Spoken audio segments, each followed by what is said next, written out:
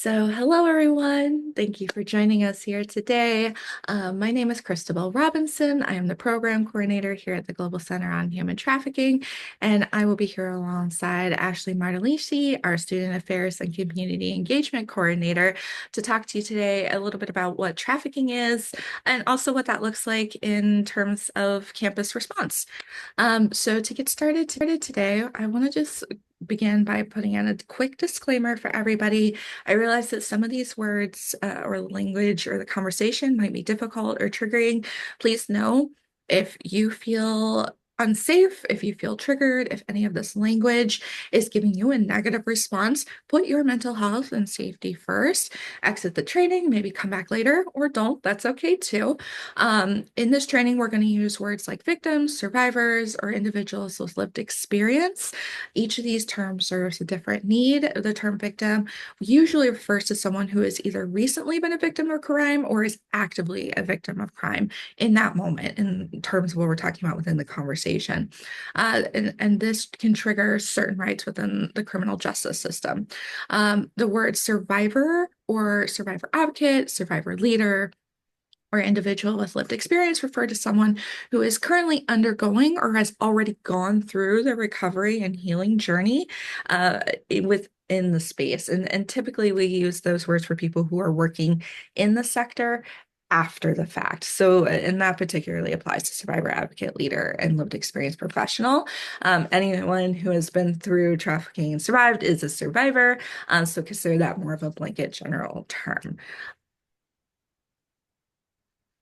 When we're talking about what human trafficking is defined by the United Nations as the recruitment, transportation, transfer, harboring, or receipt of a person by the use of force, fraud, deception, abduction, threat, or other forms of coercion for the purpose of exploitation.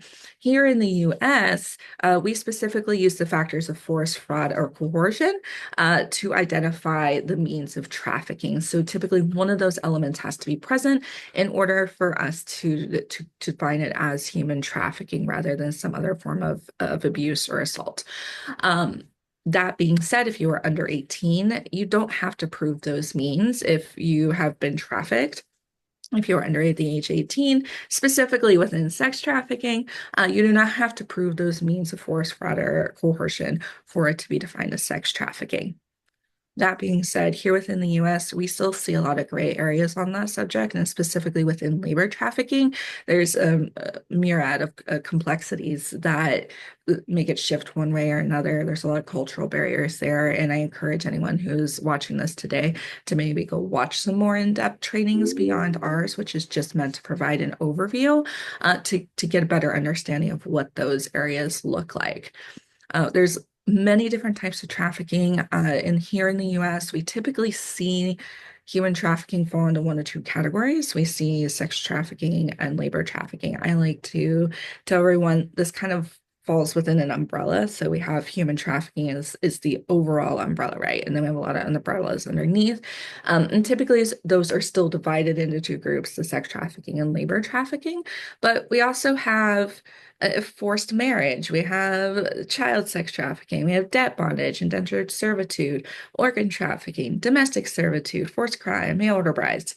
This is just some of them, right? There's even more out there than what we're seeing here on the list today.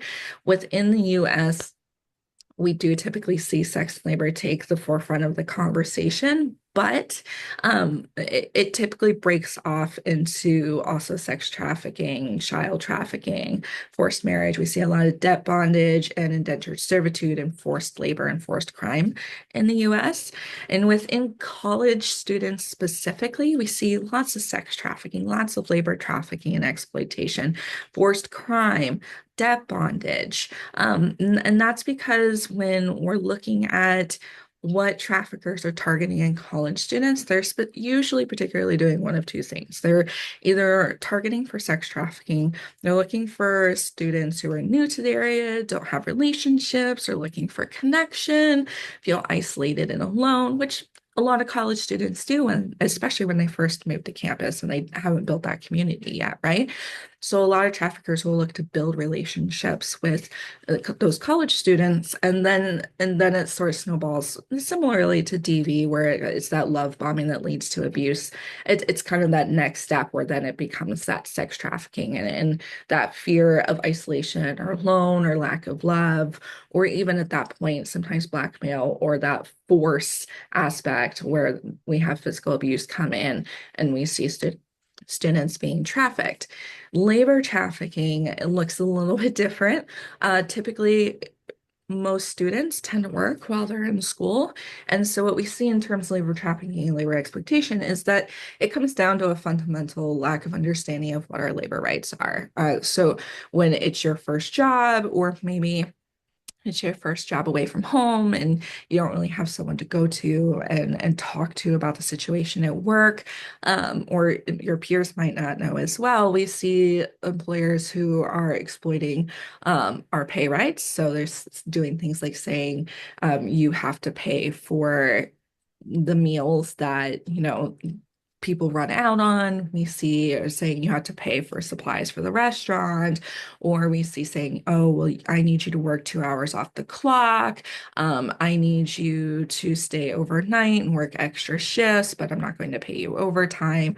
Or there's just a lack of pay at all. So maybe students think that they're going to get the minimum wage here and where I'm located is $15 an hour, but then they're told, oh, well, you're inexperienced and you're going through a training period, so I'm actually only going to pay you $8 an hour. So they're getting like half of the hourly rate. It really depends. What I like to tell people is like if you're a college student or you know someone who's about to become a college student or go out into the workforce, I encourage them to go to the Department of Labor, go to their local government websites for their states, and actually look up what their labor rights are. What is your minimum wage? What are the laws regarding tipped workers, especially? Um, and what are your overtime laws? What are your labor practices? Are you entitled to breaks? Are you entitled to meals? And usually those are unpaid, but you should still be getting those, especially if you're working certain higher risk jobs like construction. There are built-in breaks, there are built-in protections. Are you getting your safety gear? So looking to make sure that you understand what your labor rights are, what the landscape looks like for your particular state and on a federal level is really important. This can be empowering for everyone, and sharing that knowledge can prevent a lot of labor trafficking and also make it easier for people to identify when labor trafficking is occurring. Maybe not even for them, maybe it's a college student who goes to work on a construction site or goes to work at a hotel. And maybe they're not being trafficked, but they realize that maybe the housekeeping is, right? Maybe the housekeeping is undocumented immigrants and they're being forced to work for free or severely reduced wages for extremely long hours. And they're like, oh, hey, this isn't happening to me, but I do recognize this because I know what the rights are, and this isn't right. This isn't legal. So highly encourage people to be keeping track of that. And then another one we're starting to see more and more is forced crime. And that typically, again, goes through the route of traffickers building relationships. It starts as small favors like, hey, can you run this to this spot for me? Can you pick these up for me and take them to this person? And then it slowly builds into usually blackmail or force, where we see students who are forced to then transport drugs, who are forced to assist in armed robberies or theft, or any number of things. So again, just keep in mind like that conscious idea of like, how are we building relationships? And that's why I think talking about how to build healthy relationships before going to college and going into college is so important. When kids are stepping out of the home for the first time, going into adulthood, understanding what to look for in red flags in relationships and how to become less susceptible to that peer pressure and to that dependency on other people. There's a lot of differences between human trafficking and smuggling. And we often see that those typically get tied together, especially because of movies like Sound of Freedom or Taken. I just want to dispel this myth really quick. A lot of people think that you have to be transported to be trafficked, and that's just not the case. As you saw in our definition earlier, it can fall within it. They can overlap, but actually, human smuggling is transportation based. It typically means the transportation or fraudulent documents where an individual is voluntarily seeking illegal entry into a foreign country. And human smuggling is what we typically talk about here in the US when we're talking about people coming over the border. That does not have to happen for it to be trafficking. People have been trafficked out of their homes. As we'll discuss later, people have been trafficked out of their dorms. People have been trafficked in their churches. It's not solely that they have to be trafficked to another state or country to be trafficked. Human trafficking is exploitation based. It's where you purposely force someone to do something against their will for the means of profit, whether that be forced labor or commercial exploitation or some other means, like again, forced marriage. So just dispelling that myth really quickly. Some other common misconceptions that we see is that all human trafficking involves sex. Like I've been talking about earlier, we see both labor and commercial sex, and we see that on a wide scale. So while we do see some overlap, like some labor trafficking survivors are reporting that they also experience sexual exploitation or assault during their time being labor trafficked. We also see that sometimes we're seeing sex trafficking survivors are reporting that they have been labor trafficked in combination with their sex trafficking, and maybe they're only getting identified and flagged for one. But just keeping in mind, you don't have to be sex trafficked to have been trafficked. In the US, I think we got really caught up in that moral outrage of sex trafficking and the intensity of that violation. But keeping in mind that forcing someone to work against their will and the toll that it takes on their body and their mental health and well-being is just as significant. And then we see that people who are being trafficked are physically unable to leave. That is not the case. A lot of times we're interacting with victims and survivors without even knowing it, right? Like they're still coming in and getting their hair done. They're still coming to classes. They're still going to work. They're still coming to family events. While that is true that a lot of traffickers will isolate their victims, that doesn't mean that they're locked up in a room and chained up to a bed and never allowed to leave or in a factory, right? Like they still exist. There's still people who are going out for the daily hygienic needs when they can, or are seeking public transportation maybe to go get food, right? Like they're still out there. Um, so just keeping in mind that when you're interacting with people through whether it be in class or whether you're in the grocery store or whether you're at a hair salon or at a hotel, these are real people who are still living real lives. And that they're out there and that we should always be somewhat hyper vigilant at least of the indicators and the flags and the signs and knowing what to look for. And with that, I'm going to turn over to Ashley Martalisi. So just as Christabel mentioned, traffickers are looking for individuals with vulnerabilities that they can use to actually exploit and take advantage of to build that rapport, right? Gain that trust of that individual and build that relationship. So part of that and why it's truly so important to understand and also be aware of when we're talking about college students is what makes them vulnerable, right? So they are a vulnerable population, and Christabel kind of touched on why. And so I want to take a minute to kind of further that conversation. And so one of those things is really that most students, especially freshman students, this is going to be their first time away from home, especially if they are dorming, right? And so this can be a really exciting time for them, but it's also important to have that conversation in regards to what are safe practices, right? What are some of those key things they should be mindful of when they are rebuilding their support system when they get to campus? Uh, that kind of ties in that right off the bat, right?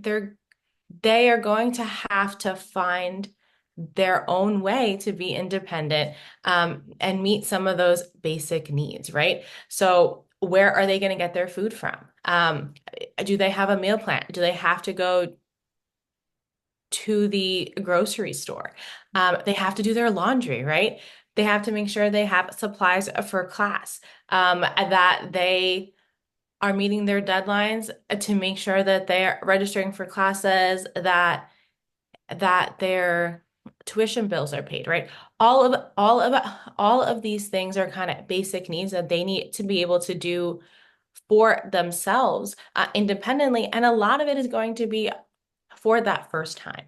Um, so being able to make sure that they know what those resources are to be able to be successful, and be able to thrive while they are at school. I think it's also important, right, that they may not be aware of who to turn to, when they need help or when they find themselves struggling, right? So that could be one of those opportunities to have that conversation, and to make sure that we are mindful in regards to what those resources are, because everybody needs that person to kind of turn to, and that we want our students to be able to be connected to those appropriate resources on campus. Um, that also kind of goes with, right, that furthering that conversation in regards to building new relationships, because they're going to be away from their social support network that most of them have had throughout their entire life, right? So what I mean by that is that we're talking about their family, their friends, right, their peers that they would normally kind of check in with, right, which can be really overwhelming. It can also be really lonely, and even kind of isolating, right? So that's also a really big part of that conversation. And if they have that strong foundation, in regards to what are those healthy relationships, um, what do they look like, right? Then they can begin to build their own social support network in their new college community, right? And that's what we always want for them to be able to have that, when they are at school, and also when they are at home.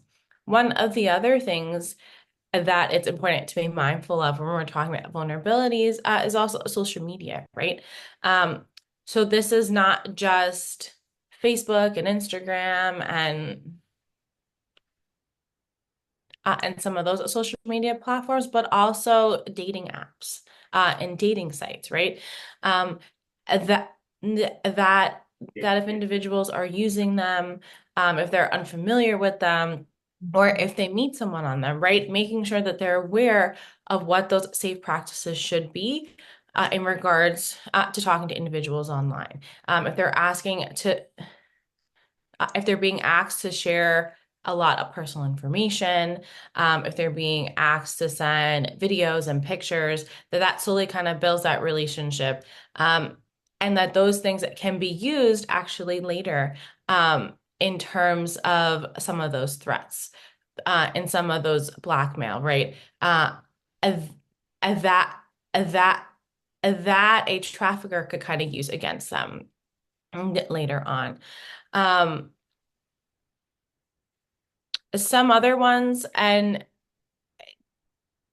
could also be that this is the first time they maybe had a lot of freedom, that they've had a lot of independence, right? They don't have to be back in their dorm by a certain time.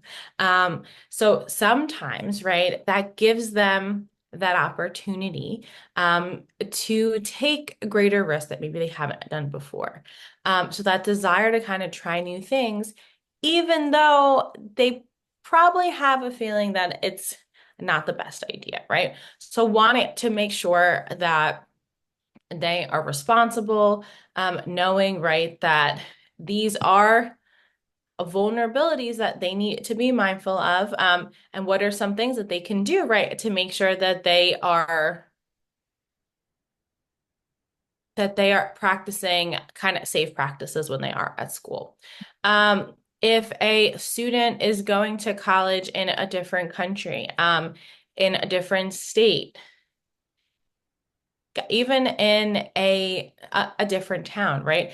There is normally that there's normally that a learning curve um of how things are normally done, right? That there are differences in terms of processes and what are those kind of new rules and regulations, right? So all of that kind of takes time to learn and navigate. And that kind of goes along with a new culture or language, right? So if this is the first time that an individual is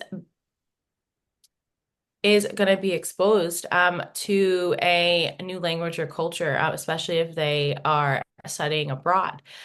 Some things do kind of get lost in translation, right? So they're going to be asking for help and making sure, right, that they kind of know who are those right people to ask. And the last one that I do kind of want to touch on, but this doesn't mean that these are all the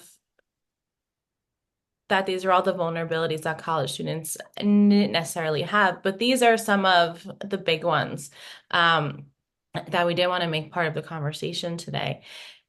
Is is having that lack of a work experience. And then just as Christabel mentioned, right, it's so important for college students to know what their rights are and to know especially what their labor rights are so that they know when things are not okay. If it's for themselves, if it's for a peer, if it's for a job or internship, that they are looking that they are looking for as part of that requirement. That these are some of those big things, right? That we want not only college students, but we want their families and their support networks to be mindful of, right? So we can kind of have these conversations now before they actually get to college, right? So that they are mindful that these are real kind of vulnerabilities that they have and ways that they can protect themselves. I also wanted to take this opportunity, right, that after talking about some of those vulnerabilities, I did just want to take a few minutes to share two trafficking cases that did happen on college campuses. So the first one is a federal lawsuit that was filed by nearly a dozen South American students, specifically two from Brazil and nine from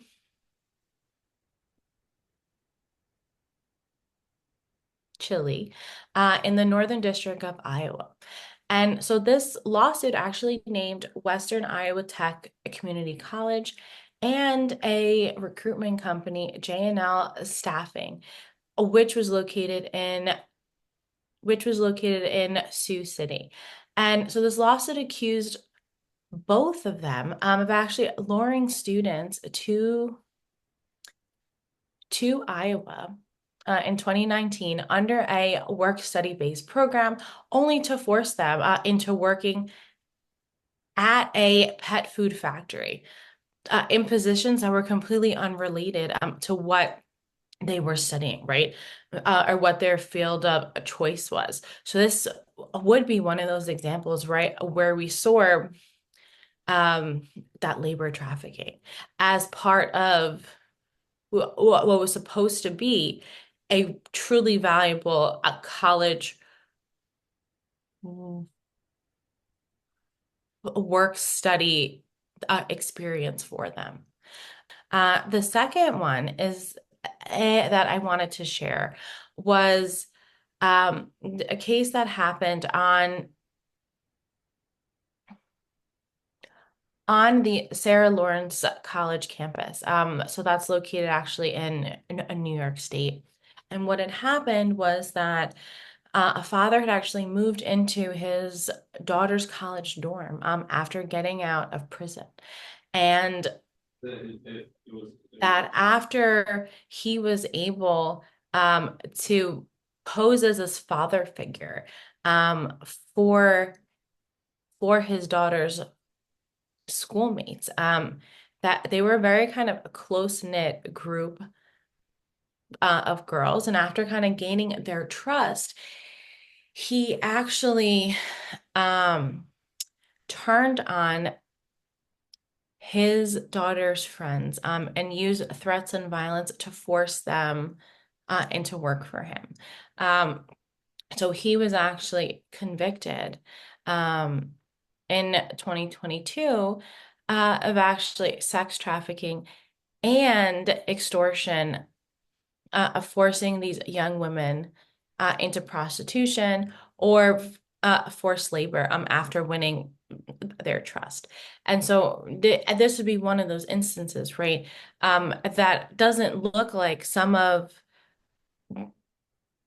what we see in the movies Taken, right? For example, this is something that happened out of a college dorm room among a group of peers, right? That all knew each other, but that they had this relationship. They had built this trust with this individual. So it actually complicated the situation greatly. And that it's just one of those examples, right? That we want people to be mindful of, that this not only happens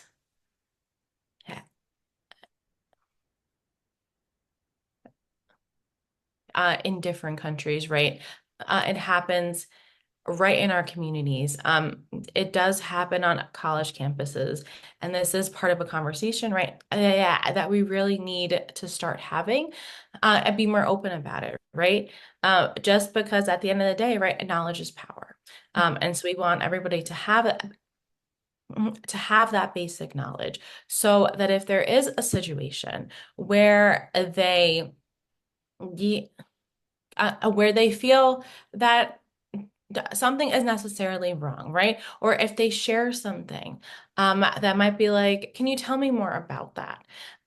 These are really those opportunities and those moments to make sure that they have as much knowledge as possible in order to not only protect themselves, but also their peers, right? So they know um, when to speak up, right? What are those definitions, right? When we're talking about trafficking, um, and when something is not the way that it should be.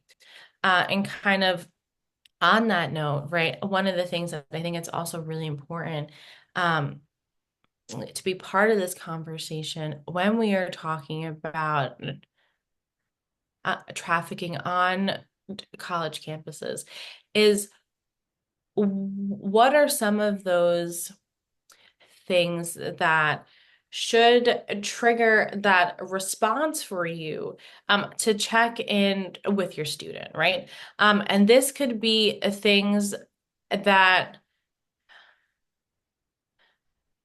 might be kind of might be kind of signs of trafficking, but they also could just be signs of other things, right? They could be signs that they are struggling. It could be signs of that there is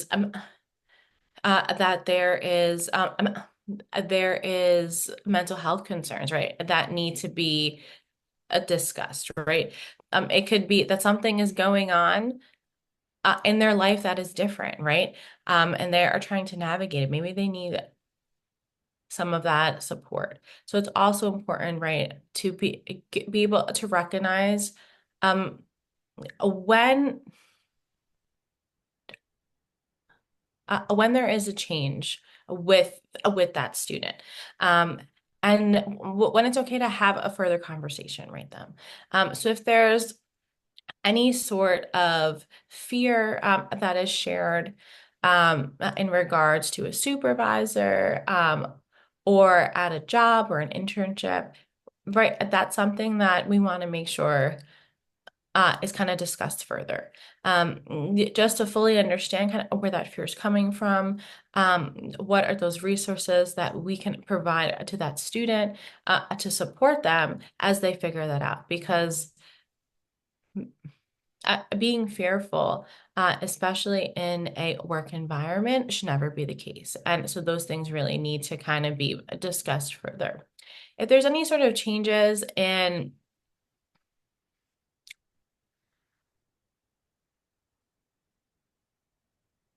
in a student's behavior or language. So, for example, if you normally talk to your student over the phone, but that all of a sudden the conversations are very short, the tone of the conversation has changed. They are trying to rush you off the phone. They are giving one word answers to questions. Or if you are visiting with that student, right? Maybe their food preferences have changed a lot. And they could be consuming a lot more food, right? Or maybe they are skipping meals. They seem kind of tired. They are not super engaged, right? They're not very present in a conversation or in that visit. If they are very sort of protective, or also kind of the opposite, right? If they seem to be very sort of aware of their surroundings, but to the point where they can't focus on the conversation. So they are waiting for something to happen, right? Or they seem very anxious, and constantly looking around, right? They don't feel safe. In in that particular environment. One of those other things is if there are a lot of inconsistencies in their stories, right? So they are kind of changing facts around a lot. Their stories don't really make sense or line up. Those are one of those things, right? Just to kind of check in to see how they're doing. And to see if they kind of need any support, if they want to kind of talk about it further. Right, when we're talking about concerns in terms of a student's work environment, that could look like frequent injuries at work, that they may not want to talk about, or that how it happened. Um, some of those details might actually not be might it actually be very clear. If they are kind of avoiding their regular support networks, right? If you call them and they don't pick up the phone, if you try and visit and they try to blow you off, if they schedule a visit but then don't actually show up, right? Things that would be out of the norm for them. Those are right some of those things we also want to check in. If they all of a sudden share that they no longer have access, or they don't have possession to their documentation. This could be their driver's license, that this could be their insurance card, if they are traveling overseas, right? So if they're studying in a different country, right? It could be their passport. If they're not actually getting paid, right? So if they share that they got a new job, but that there have been issues with their pay, or that they haven't been getting paid at all, and that they're unsure kind of when that paycheck is coming, right? That's also something too, right? That we want to make sure um, that that they understand kind of what those labor rights are there, and that they are entitled, right? And that they shouldn't continue to be working without kind of getting paid. The last one that I really wanted to mention, um, as as if they mention that someone is tracking kind of their whereabouts, or who they are talking to, right? That those things should never really be happening, and making sure to have that conversation with your student, if they are willing to, right? Or if they're having this conversation with somebody else, is kind of um, why is this happening, right? Like, do you want this to happen? That those things are really important to be mindful of, and really be able to understand or make sure that that student understands, right, that these things are not sort of normal, and that it's not okay, right? That they are entitled um, to their privacy, and that that's not something, right, that they have to give to somebody else. Um, but this is also right that these lists of things that I mentioned, it's not everything, but these are some of those instances, right, where you want to check in with that student to make sure that they are doing okay, um, and that mm, and that having those deeper conversations, asking those questions also shows that that student that you are paying attention, right? That you are listening to them, that you are part of their support network. And sometimes they may not know that, right? Or they may not feel that right away. But knowing that you were there, knowing that you were asking those questions is super important. So never stop asking them. And with that being said, I am going to turn it back over to Christabel to close us out. Thanks, Ashley. So at this point, it's like, okay, so what do I do if I notice something or I am concerned about it? And one resource that we always like to point people to is the National Human Trafficking Hotline. It's in the name, it's national. It's really cool because they have interpreters in over 170 languages. They are 24/7 and they are connected to experts around the entire nation. No matter where you're calling from, they're probably going to be able to help you find someone who is educated and informed on trafficking to help identify if it is trafficking, and two, who should be responding to that particular the report. Um, I love going to the National Human Trafficking Hotline because as much as we recognize that law enforcement is a vital source in our community and they play a crucial role in our safety and in what is going on in our community. Not all law enforcement is either one, trained on trafficking yet, or two, has adequate training. We don't have great standards of trafficking training across the US quite yet. And so there's differing levels. The only level of law enforcement that actually has consistent anti-trafficking training is actually on the federal level.